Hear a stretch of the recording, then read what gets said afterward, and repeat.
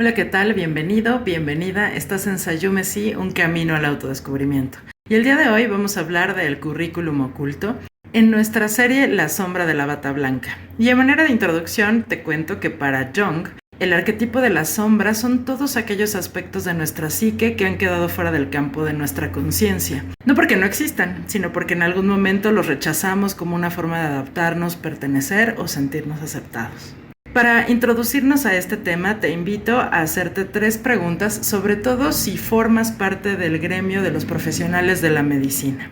Las respuestas son para ti, son tuyas, y esto puede llevarte al camino de conocer e ir encontrando de qué trata el currículum oculto. La primera pregunta es: ¿cómo describirías a un buen médico? Toma tu tiempo y enlista algunas de las características que describen a un buen médico.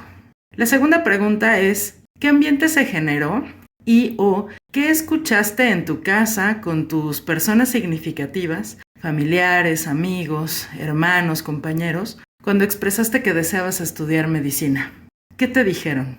Y la tercera pregunta: cuando llegaste a la Facultad de Medicina, ¿qué escuchabas de tus docentes con respecto a lo que significaba ser médico? Debe ser alguien partiendo de la denominación como tal del médico, de aquel profesional de la salud, de aquel profesional de la medicina, que es competente en su área, es decir, sabe lo que es el arte de la medicina, pero desde mi perspectiva, para considerar que alguien sea un buen médico también tiene que ser una buena persona.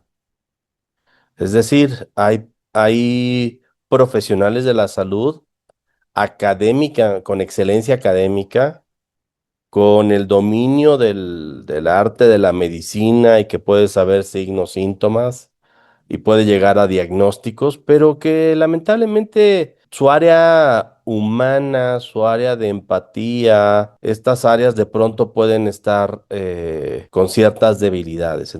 El currículum oculto se refiere a los aprendizajes no formales, valores y normas implícitas, muchas veces jerárquicas y deshumanizantes, que desde ser estudiantes, los profesionales de la medicina absorben durante su formación y que además determinan su comportamiento en el ejercicio de su práctica profesional. Estos aprendizajes parten de documentos como la Declaración de Ginebra, el juramento hipocrático, expectativas del entorno, familiares, colegas, compañeros, docentes u otros profesionales de la medicina. Es decir, estas dinámicas de poder basadas en la asimetría del conocimiento están atravesadas por las influencias organizacionales, estructurales y culturales. El currículum oculto es todo aquello que no se enseña explícitamente en la formación y práctica médicas, pero se aprende por imitación, presión social, jerarquía y supervivencia. Muchas veces se naturaliza como parte del sistema. Es el conjunto de normas que permite que el sistema médico funcione como está, aunque muchas veces sea precisamente a costa de las personas que lo integran. Las características del currículum oculto están sumergidas en las experiencias de los profesionales de la medicina y no se limita a los residentes, sino que incluye al estudiante de pregrado, al médico interno, al médico pasante del servicio social, a médicos generales, especialistas, subespecialistas y adscritos a los servicios, así como a quienes se encuentran en el área administrativa y o directiva. De hecho, el currículum oculto también se relaciona e incluye las expectativas sociales, familiares y de los medios de comunicación que se tienen hacia estos profesionales. Elegir especialidad, migrar, quedarse en un lugar, casarse o no, tener familia propia o no, muchas veces no se decide libremente, sino en función de estas expectativas.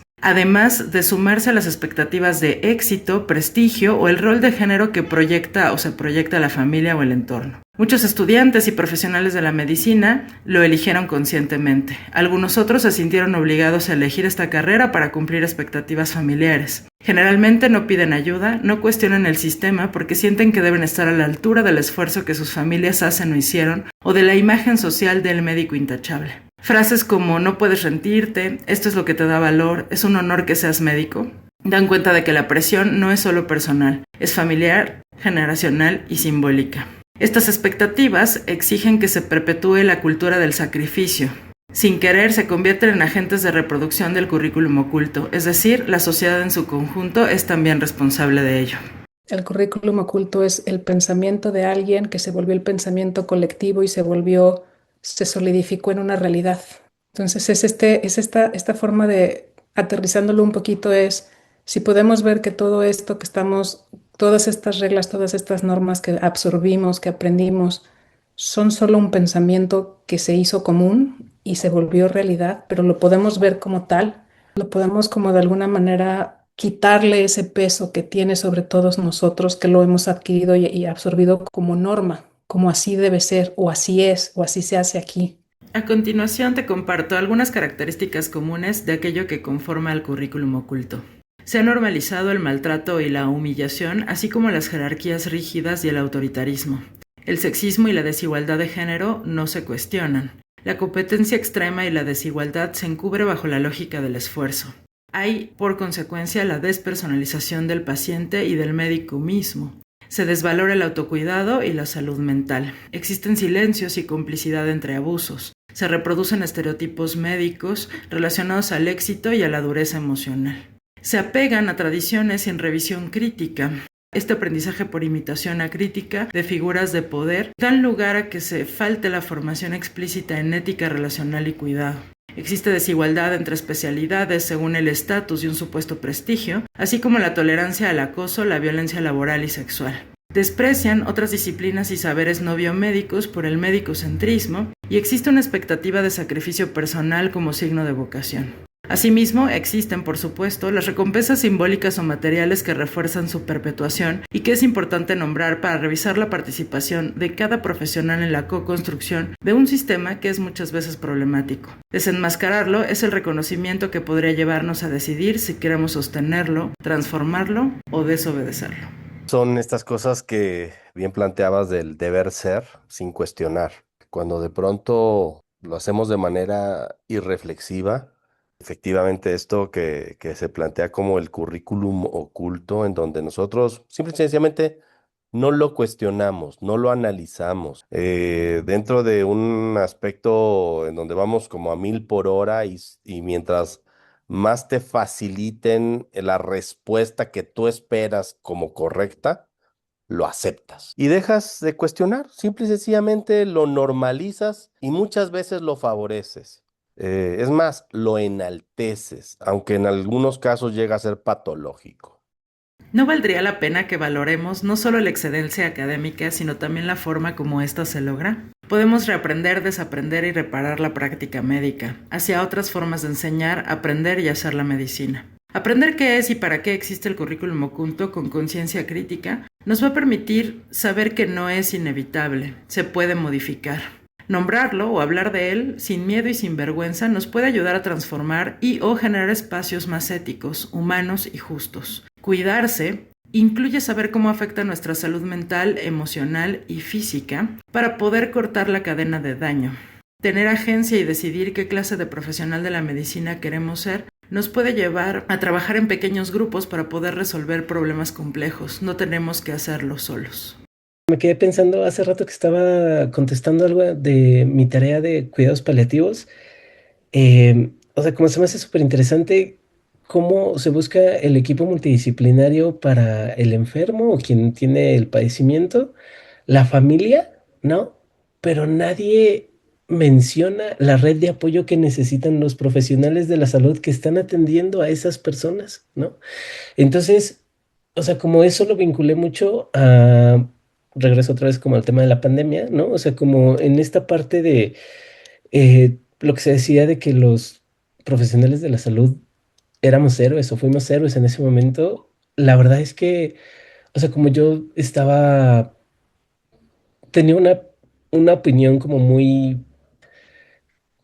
contraria, o sea, entre mí y para mí, ¿no? O sea, porque por un lado decía, güey, no manches, o sea, la neta sí nos estamos rifando el pellejo por el pueblo, ¿no? O sea, porque estamos ahí, pero, pero también al final creo que, o sea, creo que era un error, porque al final una característica de un superhéroe, según yo, es que tienen poderes, tienen sobrepoderes, ¿no? Y pues la verdad es que creo que no los tenemos, ¿no?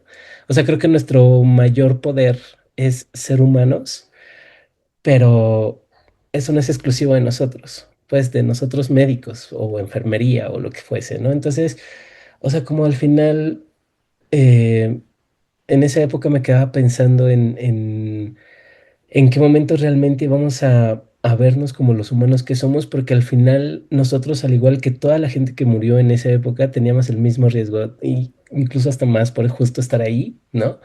De morir, ¿no? Y entonces es como, híjole, tocas, o al menos yo toqué en muchas ocasiones la fragilidad de la vida, de mi propia vida, ¿no? Y que yo decía, híjole, y escuchaba muchos comentarios en los pasillos justo como de, ay, ya se murió fulano, bueno, eh, dentro de 2 guardias ya llega alguien nuevo, ¿no? Y entonces era como esta poca valoración